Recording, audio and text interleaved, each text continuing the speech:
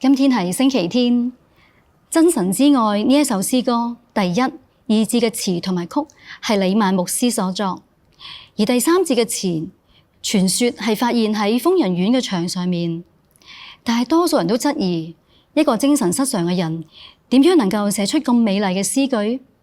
後嚟終於發現第三節係出自一本猶太嘅古詩，呢一首古詩係一位旅居德國嘅猶太拉比所寫。呢一首詩讚美神係創造宇宙萬物嘅主宰，亦都講明神對佢子民嘅關愛係永恆嘅。李萬牧師寫呢一首詩嘅時候，佢嘅家庭發生咗變故，佢失去晒一切，要以苦工嚟維持一家嘅生計，每日需要搬運重達30噸嘅木箱。唔單止佢嘅身體受唔住呢啲嘅粗重工作，心靈都受到好大嘅考驗。就喺極度痛苦同埋失意嘅時候，神賜俾佢靈感寫呢一首詩。佢深知順境嘅時候神是愛，逆境嘅時候神也是愛，因為神係永存不變嘅。我哋屬於佢所經嘅苦楚都係短暫，而且神必有佢嘅美意在其當中。神之愛何等豐富，偉大無限無量，永遠堅定，永遠不變，天使聖徒頌揚。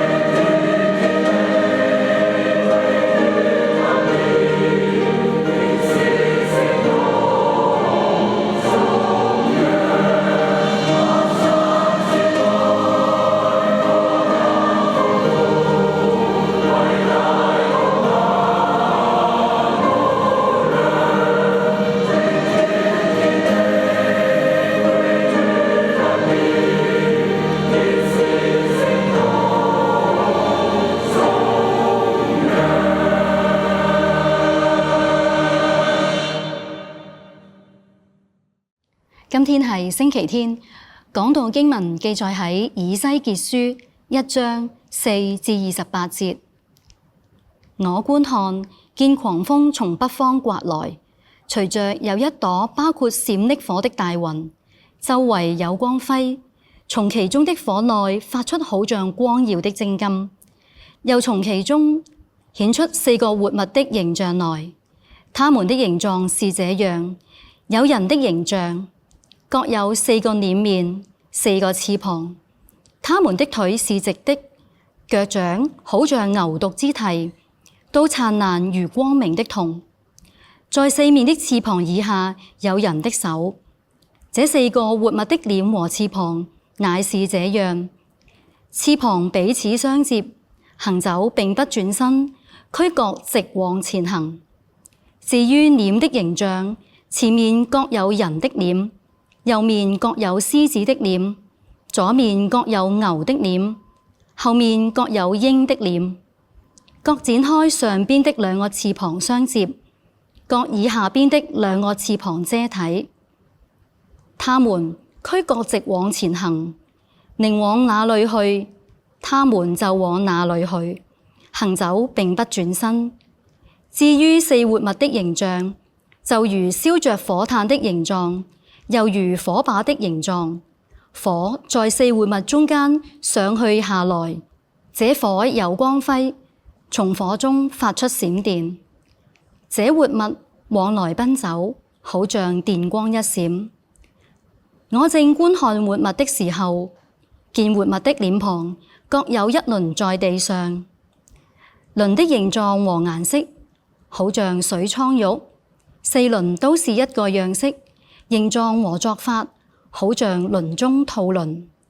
輪行走的時候，向4方都能直行，並不掉轉。至於輪網，高而可畏，4個輪網周圍滿有眼睛。活物行走，輪也在旁邊行走。活物從地上升，輪也都上升。靈往哪裏去，活物就往哪裏去。活物上升，輪也在活物旁邊上升，因為活物的靈在輪中。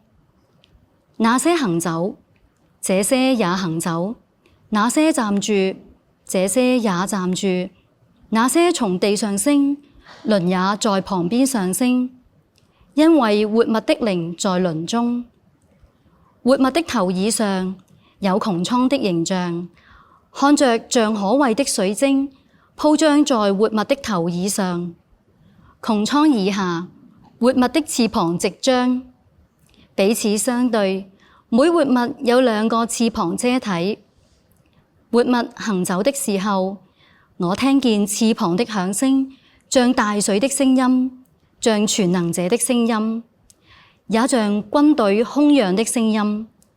活物站住的時候，便將翅膀垂下，在他們頭以上的穹蒼之上有聲音。他們站住的時候，便將翅膀垂下，在他們頭以上的穹蒼之上有寶座的形象，仿佛藍寶石。在寶座形象以上有仿佛人的形狀。我見從他腰以上有仿佛光耀的精金，周圍都有火的形狀，又見從他腰以下有仿佛火的形狀，周圍也有光輝。下雨的日子，雲中虹的形狀怎樣，周圍光輝的形狀也是怎樣。這就是耶和華榮耀的形象。我一看見就俯伏在地，又聽見一位說話的聲音。今天星期天，好歡迎你。今日我哋會講到真神之愛首嘅詩歌。呢首詩歌我自己最喜歡嘅地方就係呢首詩歌嘅第2節裏邊咁樣講啊，即係佢話即係天上諸天當為紙張，地下萬徑當為筆幹，世上海洋當為墨水，全球文人集合苦幹，耗盡智慧描寫神愛，海洋墨水會乾。案卷雖長如天連天，仍難表達受長。書裏邊所講嘅正正就係講緊我哋即係用全世界嘅人同埋所有嘢去表達呢份上帝嘅愛其實都係好困難。今日我哋想講正正呢一點。我哋今日睇就係以西結書第1章嘅內容。簡單嚟講，呢個係一個即係以西結先知看見耶和華上帝榮耀異象嘅經文。經文啲長，咁我就唔會詳細去講啊。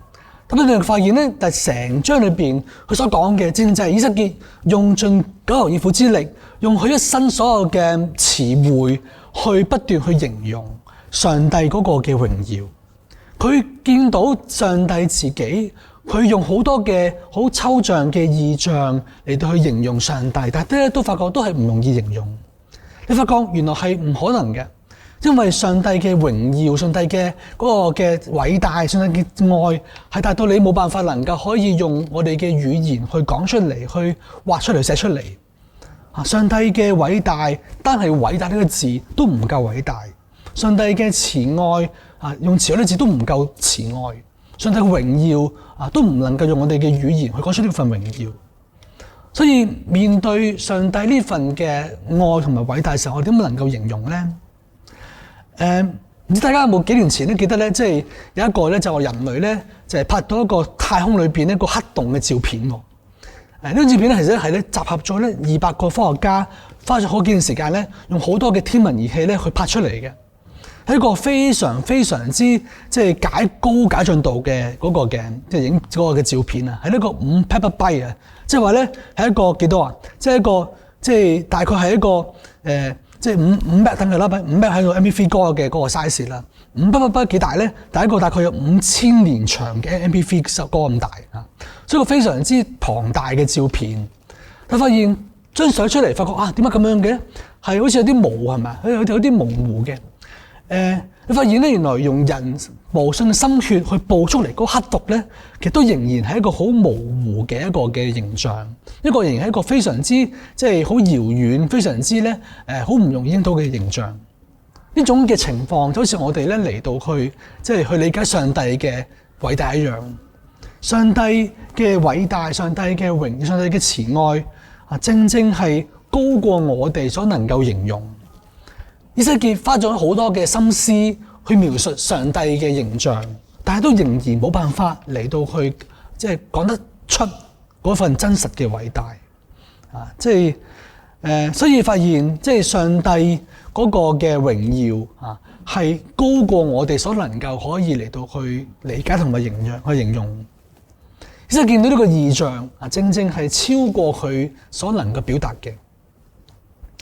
上帝係一切嗰個嘅即係異象嘅源頭，任何嘅異象、任何嘅 vision 都係咧即係本於上帝自己。所以你發現即係我哋所講、我哋所看見嘅往往係即係所高過我哋所能夠真正能夠表達嘅。咁我哋成日都可能咧都會容易咧即係嚟到去即係濫用咗異象呢個字異象成為咗我哋咧成日都講嘅字。咩異象分享會咁樣但係異象其實係所講係乜嘢啊？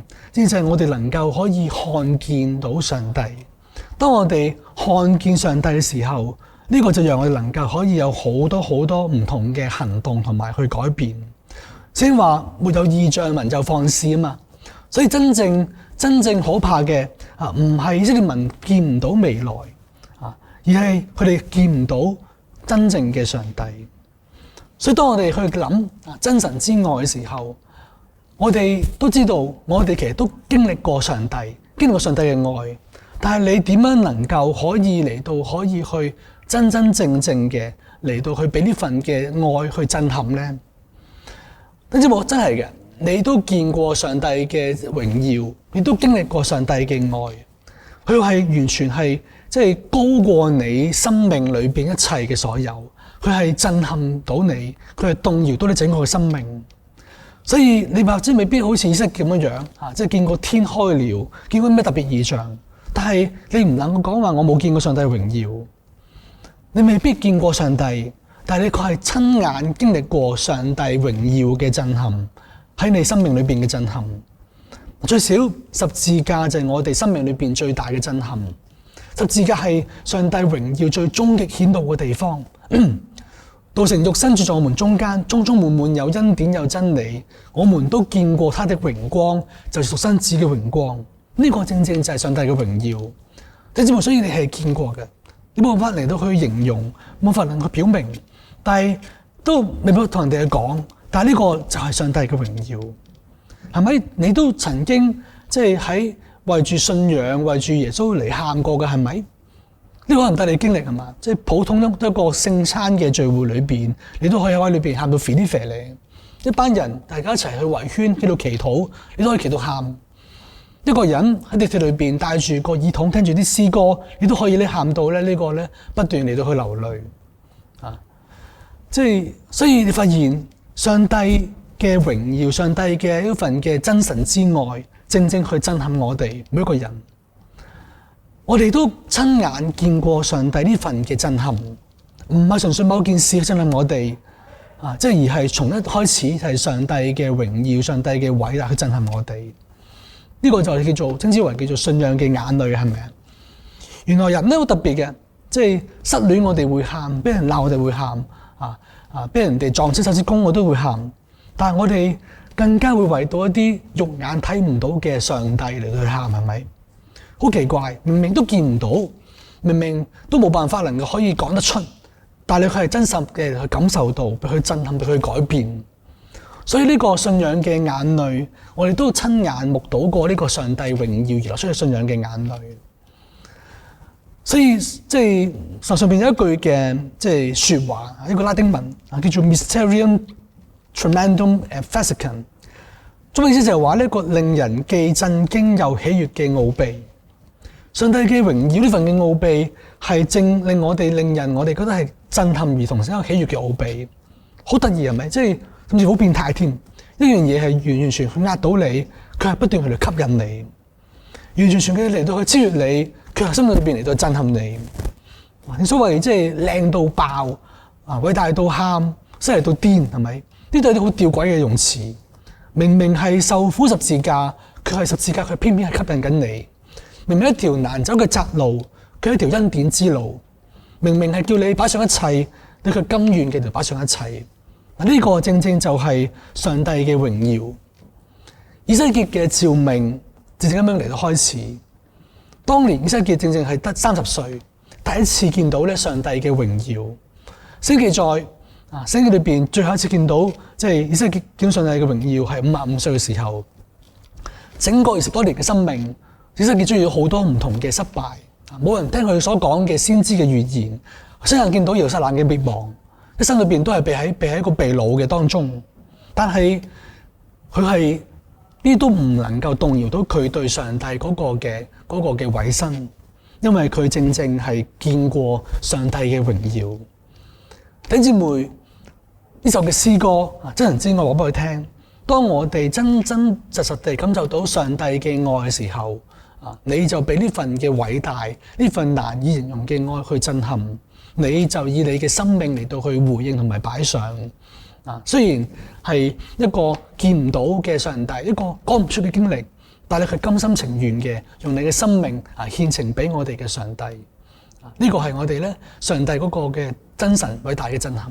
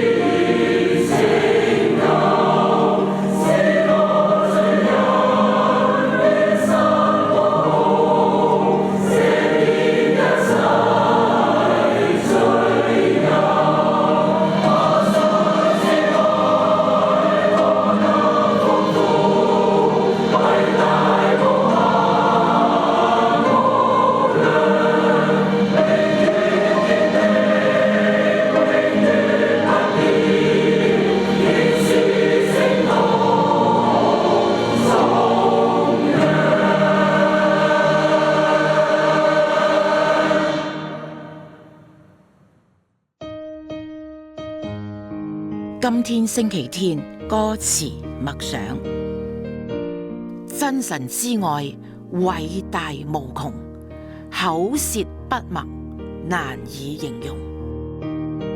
高超諸星，深達地獄，長闊高深，細無相同。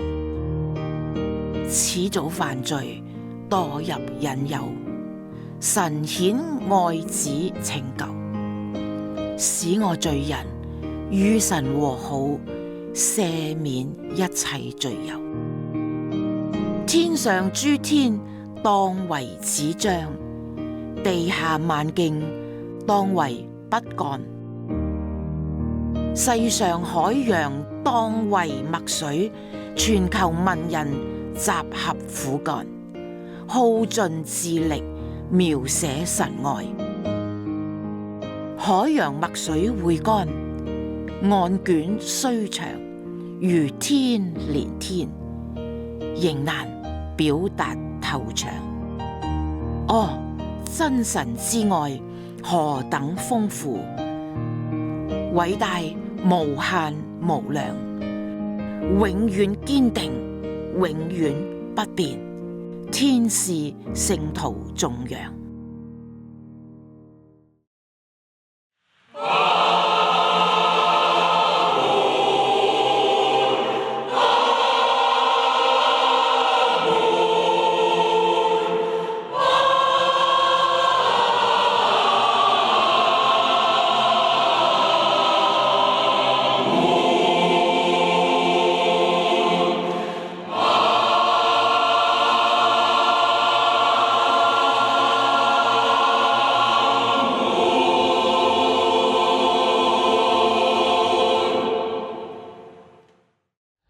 我哋一齊嚟到領受從上主而嚟嘅賜福，願基督耶穌喺裏邊嘅真神之愛，願天父上帝嘅大能，聖靈嘅賜俾我哋嘅異象，常與你們同在，從今時直到永永遠遠。阿門。